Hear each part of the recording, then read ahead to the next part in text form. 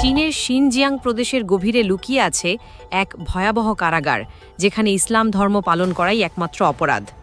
শুধুমাত্র নিজেদের বিশ্বাস আঁকড়ে রাখার জন্য সেখানে মুসলিমদের উপর চালানো হয় অকল্পনীয় নির্যাতন।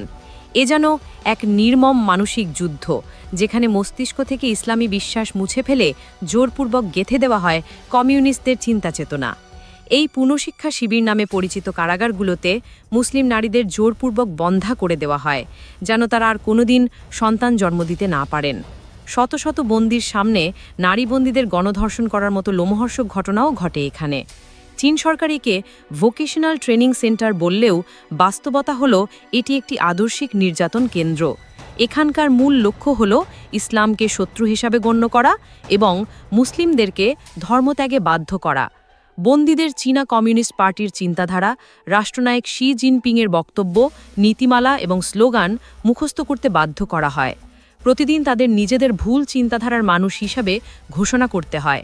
এমনকি স্বীকারোক্তি হিসেবে লিখতে হয়, আমি ইসলাম মানতাম কিন্তু এখন ভুল বুঝেছি। যারা ধর্ম ছাড়তে রাজি হন না তাদের ওপর চালানো হয় বৈদ্যুতিক শক। ঘণ্টার পর ঘণ্টা দাঁড় করিয়ে রাখা হয়, খাবার দেওয়া হয় না।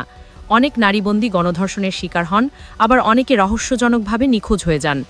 মিহিরিগুল তুরসুন নামে এক নারী এই ক্যাম্পে 3 বার বন্দী হয়েছিলেন। 6 জন নারীকে একটি ছোট কক্ষে গাদাগাদি করে রাখা হতো। নামাজ তো দূরের কথা, তাকে ঘুমাতেও দেওয়া হতো না। ইলেকট্রিক শক দেওয়া হয়েছিল, দিনের পর দিন দাঁড়িয়ে থাকতে হতো। একবার তিনি তার 3 সন্তান নিয়ে বন্দী হন, যার একজন ওই ক্যাম্পেই মারা যায়। তিনি জানান, প্রতিদিন মনে হতো মৃত্যুই মুক্তি। আমি শুধু চেয়েছিলাম বেঁচে থাকলেও যেন বিশ্বাসটুকু মরে না যায়।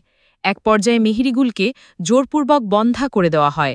দুরসুনাই জিয়াউদ্দিন নামে আরেক নারীও 2 বার আটক হন। দ্বিতীয়বার তাকে 8 মাসের বেশি সময় রাখা হয়। নিয়মিত মারধর, পেটে লাথি এবং জোর করে বন্ধা করে দেওয়া হয় তাকে। সায়রাগো সাউডবে নামে একজন কাজাক নারী শিক্ষককে বন্দীদের চীনা ভাষা শেখাতে বাধ্য করা হয়। তিনি জানান, তাকে এক নারী বন্দীর গণধর্ষণের ভয়ানক দৃশ্য দেখতে বাধ্য করা হয়েছিল। শত শত বন্দীর সামনে সেই দৃশ্য দেখার পর আজও তিনি আঁতকে ওঠেন। চীন সরকারের এমন ভয়াবহ দমন-পীড়নকে জাতিসংঘ, হিউম্যান রাইটস ওয়াচ এবং অ্যামনেস্টি ইন্টারন্যাশনালের মতো মানবাধিকার সংগঠনগুলো গণমানবাধিকার লঙ্ঘনের কেন্দ্র হিসেবে উল্লেখ করেছে। যুক্তরাষ্ট্র এগুলোকে গণহত্যা বা জেনোসাইড হিসেবে ঘোষণা করেছে। তবুও চীন সরকার বলে এটি চরমপন্থীদের প্রশিক্ষণ কেন্দ্র। বিশ্ব যখন মানবাধিকার, বিশ্বাস ও সংস্কৃতির অধিকারের কথা বলছে, তখন চীনের শিনজিয়াংয়ে মুসলিমরা শুধুমাত্র ইসলাম পালনের দায়ে শারীরিক ও মানসিক মৃত্যুর মুখোমুখি হচ্ছেন। এখানে নামাজ পড়া মানে অপরাধ, রোজা রাখা মানে শাস্তির ঘোষণা, আর কোরআনের আয়াত মুখস্থ করা মানে চরমপন্থিত্ব। এ যেন এক অন্ধকার অধ্যায়, যেখানে মানবতার আর্তনাদ চাপা পড়ে আছে লৌহকুটিন শাসনের নিচে।